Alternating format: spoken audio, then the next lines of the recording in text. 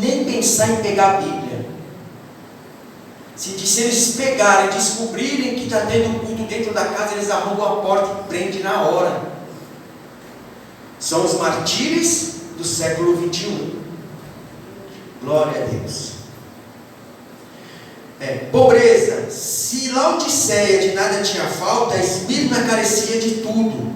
O próprio Senhor reconhece a extrema pobreza. Aí ele fala: conheço a tua pobreza. Apocalipse capítulo 2, versículo 9. Essa pobreza todavia era rica, complementa o Cristo. Mas tu és rico. Sim, ela era rica, pois era comprada por um elevadíssimo preço, o sangue de Jesus. 1 Pedro capítulo 1, versículo 18 e 19. Ataque dos falsos crentes. Além dos ataques internamente, a igreja em Esmirna era perseguida por falsos crentes, a quem o Senhor Jesus desmascarara. Eu sei as tuas obras e tribulações e pobreza, mas tu és rico. E as blasfêmias dos que dizem judeus e não são, mas são a sinagoga de Satanás. O que buscava essa gente? Corromper graça de Cristo através de artifícios humanos. Eles eram tão afoitos na disseminação de suas heresias e modismo, que se desfaziam em blasfêmia contra o pastor e sua igreja, mas na verdade estavam blasfemando de Cristo. Todavia não haviam de ir adiante, pois em breve seriam julgados por aquele que sonda mentes e corações. Apocalipse capítulo 2, versículo 23. A igreja de Cristo, nesses últimos dias, vem sendo atacada por falsos mestres e doutores, disseminando heresias e modismo em nossos redis, ou seja, fazem comércio dos santos e abertamente blasfemam o nosso bom nome. Não irão, porém, adiante, e sobre os tais para o juízo de Deus. Amém? Está vendo, igreja? Então não é diferente. Como naquele tempo tinha tudo aquilo que nós acabamos de mencionar na leitura, nos dias de hoje também tem falsos servos de Deus. Porque como a gente consegue discernir um falso profeta? Como a gente consegue discernir uma pessoa que não quer o bem da igreja? O falso profeta é aquele que revela e não acontece?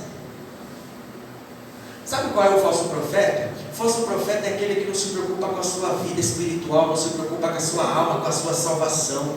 O falso profeta é aquele que não prega Cristo. O falso profeta é aquele que prega tudo que nós queremos ouvir, mas menos a salvação em Cristo. O falso profeta, ele prega tudo, menos o verdadeiro evangelho genuíno. E muitos, por não conhecer as Escrituras, ficam pensando que o falso profeta é só aquele que revela e não acontece. Mas o verdadeiro evangelho é aquele que leva nós para o céu, que garante a coroa da salvação, a coroa da vida eterna. Então, tópico de número 4, os crentes em prisão. Além dessas contrariedades, alguns membros da igreja em Esmirna seriam lançados na prisão, onde uma tribulação de 10 dias aguardava-os. Está lá em Apocalipse capítulo 2, versículo 10. Foram eles executados? O que sabemos é que perseveraram até o fim, pois almejavam receber a coroa da vida. Não são poucos os crentes que neste momento acham-se presos pelo único crime de professar a fé em Cristo. Nossos irmãos são torturados e executados. Em nossas orações não nos esquecemos dos martírios. Oremos para que o nosso país jamais caia sob ideologias totalitárias e tirânicas como o nazismo e o comunismo. Preste atenção. Oremos para que o nosso país jamais caia sob ideologias totalitárias e tirânicas como o nazismo e o comunismo. Talvez nós aprendemos que não podemos misturar a religião com a igreja. Não podemos misturar política com a igreja. Não podemos misturar. Mas se eu e você não souber votar, você sabe quem vai colocar no poder? Se você não tiver sabedoria de Deus e da palavra para saber votar, nós vamos colocar uma pessoa lá no poder que pode fechar essas portas, pode perseguir a minha vida e a sua vida por não negar a Cristo. Então todo cristão ele tem que ter sabedoria em quem votar, em quem vai colocar no poder. A igreja tem que ter discernimento espiritual para saber, até na hora de servir a César, saber colocar no poder. Glória a Deus. Então, aqueles que dizem, política eu não me misturo, não quero saber de política, cuidado, porque às vezes você não entende, você vai votar em qualquer um, você vai colocar um no poder lá, que depois você não vai poder nem andar com a Bíblia embaixo do braço. Então a gente tem que ter sabedoria, discernimento. Tá bom, igreja? Então a conclusão: somente os que conhecem a natureza da segunda morte não temem as angústias da primeira.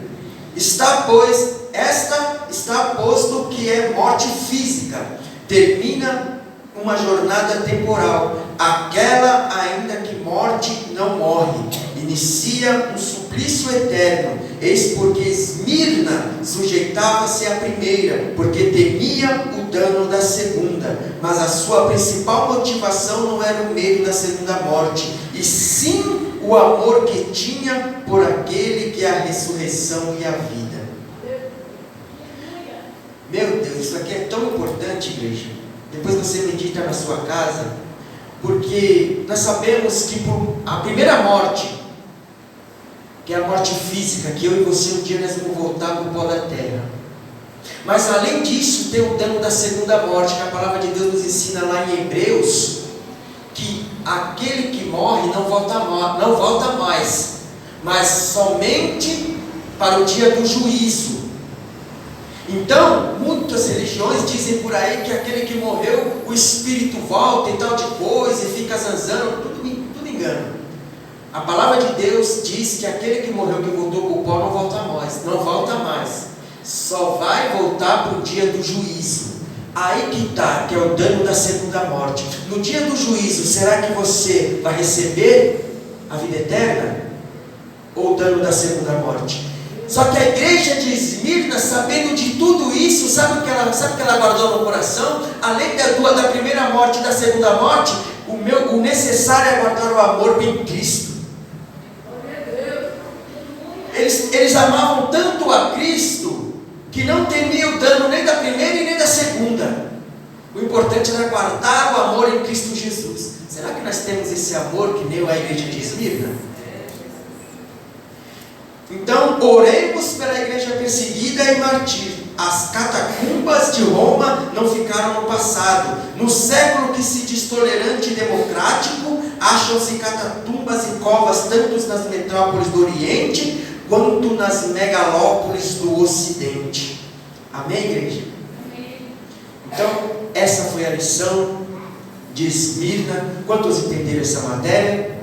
Glória a Deus. Depois você medite mais na sua casa, pega a revista, faça uma leitura, entra na Bíblia Sagrada, procura os capítulos a respeito das igrejas, que você vai entender, vai se aprofundar mais e mais. Amém? Então não se esqueça de responder o praticando o conhecimento na próxima terça-feira, para a gente estar tirando as dúvidas. E na terça-feira que vem, querendo Jesus assim, nós vamos entrar na lição de número 5, a igreja de Pérgamo, a igreja casada com o mundo. Amém? Que Deus abençoe todos os ouvintes aí que estão na sua casa, pelo YouTube. Que Deus abençoe a sua vida, a sua família, e todos os irmãos e as irmãs. Que Deus abençoe grandemente a vida e a família de cada um aqui presente. Amém?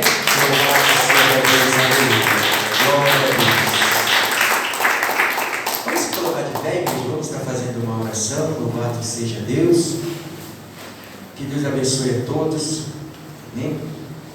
Soberano Deus e eterno Pai, Deus de glória, Deus de poder e misericórdia, te damos louvor, te damos graça, que o Senhor possa nos encher de temor do seu nome, que o Senhor possa nos capacitar a encher os nossos corações de amor, a não temer o que nos persegue, a não temer o dano físico, mas temer o dano da segunda da morte, ou mais do que isso, que nós possamos guardar o amor em Ti, Senhor, dentro dos nossos corações. Senhor meu Deus, o Senhor possa abençoar cada ministério, cada irmão e cada irmã aqui presente. Amém? Que Deus abençoe a todos, em nome do Senhor Jesus.